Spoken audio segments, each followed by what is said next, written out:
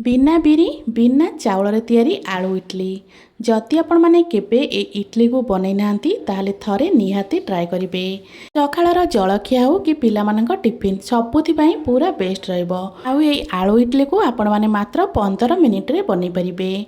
देखि जानि पारुथिबे पिठाटा केते जालीदार बनिबा सहित पूरा स्पंजी बनिची। पिठा देखिबा पई जेतिकी सुंदर लागुची खाइबा पई सेतिकी स्वादिया लागिथाए। आउ आपण माने एही पिठा को बिना तरकारी पत्र रे खाइ परिबे। नमस्कार मु रश्मि यूट्यूब रे आपण समस्त को स्वागत। आशा करुच्ची आपण मानकु आज रेसिपी निश्चय पसंद आसीबो।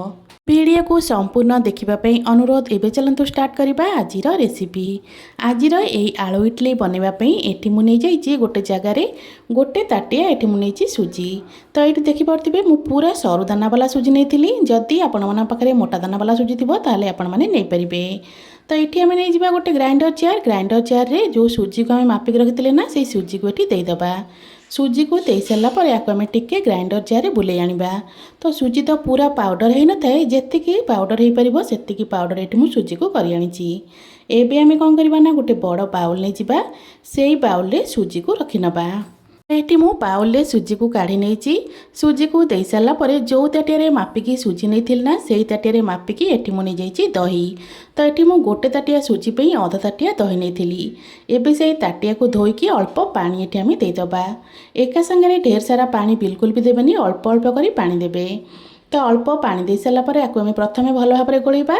तापर जदि आमको पानी दरकार पड़ा ताहले आम आउ अल्प पानी ये दबा। तो अल्प पानी दे गोल सारापर देखि पारे बैटरटा पूरा सुखा सुखा अच्छी। एबे ये आउ अल्प पानी दे दूची आउ सब जिनस को भल भाव में मिसई नौची। आपण माने एई बैटर कंसिस्टेंसी बिल्कुल भी पतला करेंगे पूरा बहलिया कंसिस्टेंसी रखिए। तो ये देखिपे सबू जिनस को मुझे भल भाव में मिसई नहीं। बैटर कंसिस्टेंसी आपण माने एइठी देखिकी जानिपारे। तो सुजी फुलीगले यहाँ आउ टिके आमर बहलिया हो। तो ये आम कौन करवा ना आपको कवर करनबा। कवर करके पाखापाखि 10 मिनिट पे छाड़ीदबा। से ही समय भितर एबे चलतु मसला बनै नबा। मसला बनवाई ये मु गैस उपर गोटे पैन बसई नहीं। पैन गरम है अल्प देदेबा तेल। तेल हाल्का टिके गरम हो सारापर गोटे चामच देवा सोरिष, गोटे चामच देवा बुट डाली, ता सहित गोटे चामच ये आम देदेबा बिरी डाली। तो ये मु बिरी डाली और बुट डाली को गोटे गोटे चामच नहीं। आपण मैंने चाहिए अधा अधा चामच नहीं पारे। तो ये सबू जिनस को हाल्का टिके भाजी नबा।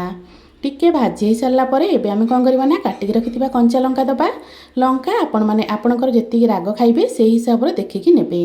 ता सहित ये मु गोटे टमाटो को छोट छोट खंडे काटि नहीं ताको ये देदेबा। लंका टमाटो को टिके भाजी सारापर ये आम अदा अल्प कद्दूकस कर नहीं ताको देदेबा। ता सहित स्वाद मुताबक दबा लुण। लुण दे आपको आम किसी समय भाजी नबा बा से पर्यंत आपको भाजी नबा जे पर्यंत टमाटोटा आमर टिके सफ्ट न हो जाइए। तो टमाटो टिके सफ्ट हो आसले ये आम देदेबा भृसंग पत्र। तो भृसंग पत्र को मुझे प्रथम दे नी। भृसंग पत्रटा बेसी भाजी होगले भल लगी न थाए। तो से ये मुझे भृसंग पत्र दे दूची। भृसंग पत्र दे सारापर सबू जिनस को टिके आम भाजी नबा। सबू जिनस को टिके भाजी सारापर ये आम दबा गुंड मसला। तो गुंड मसलार ये मुझे काश्मीर लंका गुंड, हलदी गुंड, ता सहित जीरा गुंड। ये मु बिना पियाज रसुण बनाऊँगी। जदि आपण मैंने पियाज रसुण दे बनवाक चाहूथे ताहले आपण मैंने पियाज रसुण मसला दे बन पारे। तो ये गुंड मसला दे या आउ टिके आम भाजी नबा। मसला को टिके भाजी सारापर ये आम देदेबा सिझा आलू। तो ये मु बड़ साइज्र 2टा सिझा आलू को एमती टिके चकटिकिना रखी।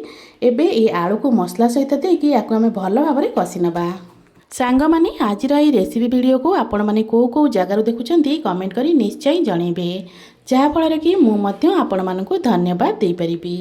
तो ये देखिपे पाखापाखि 3 ରୁ 4 मिनिट पर्यंत मसला को भल भाव में कषि नहीं।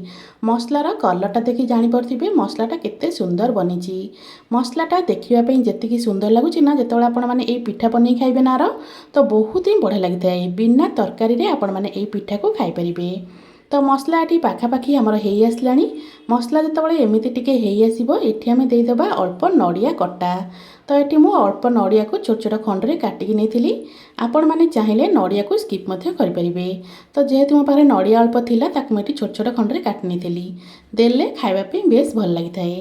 तो नड़िया कटा अल्प दे सारापर आपको आउ थे आम भल भाव में मिसई नबा। ये मुझे कही रखुच्छी जदि आपण मानक आज रेसिपी वीडियो भल लगे वीडियो को लाइक करेंगे, शेयर करेंगे। जदि आपण माने मो चैनल नुआ अच्छा ताहले प्लीज चैनल को सब्सक्राइब निश्चय करने। तो ये देखिपे मसला तो आमर पूरा ये रेडी। एबे आमे कौन करबा ये मसला को टिके एमती खेले नबा, गैस रो फ्लेम को ऑफ करदबा।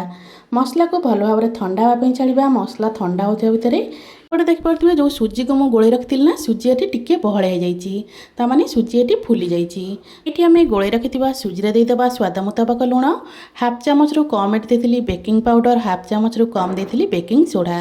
एबे से अल्प टिके पानी दे सबु जिनस को भल भाव मिसई नबा। तो सबु जिनस को भल भाव मिसैला आपण मैंने देखिए बैटरटा पूरा आमर हल्का हो। आपको बेसी गोलेवा किसी भी दरकार नहीं। मात्र 1 ରୁ 2 मिनट पर्यंत गोले नहीं आपण मैंने ये बैटर कंसिस्टेंसी देखिपे। तो ये आम रखी नवा साइड रे। ये मुझे गोटे इडली स्टैंड। ए से इडली स्टैंड रे अल्प टिके तेल दे ब्रश साहाय्य तेल को चारिपट को एमती भल भाव स्प्रेड करनबा। एपटे जो आलू को छाड़ते ठंडा हाँवाई ना, आलू ये भल से ठंडा हो जाइए। तो ये आपको रखी नवा साइड रे। एबे इडली स्टैंड रे अल्प अल्प कर बैटर प्रथम आम देदेबा। पाखापाखि 1 ରୁ 2 चामच परिका बैटर प्रथम ये मुझे देदे। सबुतक स्टैंड रे 2 चामच लेखा बैटर प्रथम मुझे 2 चामच लेखा बैटर दे सारापर ये आम कौन करवा ना, आलू जो पूर बन रखी से आलू पूर को ये दबा। तो ये देखिपे सबुजाक स्टैंड रे बैटर दि जाइए। आलूर पूर को ये आम एमती कटलेट टाइप बन नबा। कटलेट टाइप बन सारापर सबुजाक आण उपर एमती आलू पूर को रखी नबा।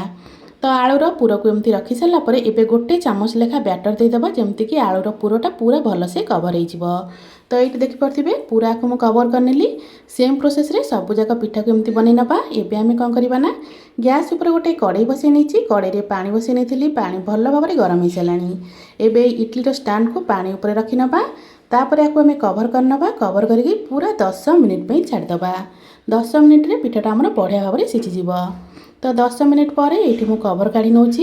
ये देखिए जानीपे पिठा केते सुंदर भाव में फुली जाइए। तो ये आम कौन करवा ना, ये गैस रो फ्लेम को ऑफ करनबा। पिठा को पूरा भल भाव में ठंडा हाँवाई छाड़दबा। पिठा भल भाव में ठंडा हो सारापर मुझे आपण मानक गोटे प्लेट रे काढ़िकिना देखैबी। तो ये चलतु आपको ठंडा हाँवाई छाड़दबा। किछि समय पर पिठा ये आमर भल भाव में ठंडा हो जाता। पिठा को मुझे गोटे प्लेट को काढ़ी नहीं। तो देखिए जानीपे पिठाटा केते सुंदर बनी। देखापी जी सुंदर खावाई से ही सुआदिया। आ बनइबा तो बहुत ही सहज।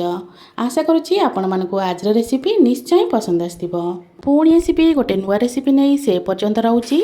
नमस्कार, जय जगन्नाथ।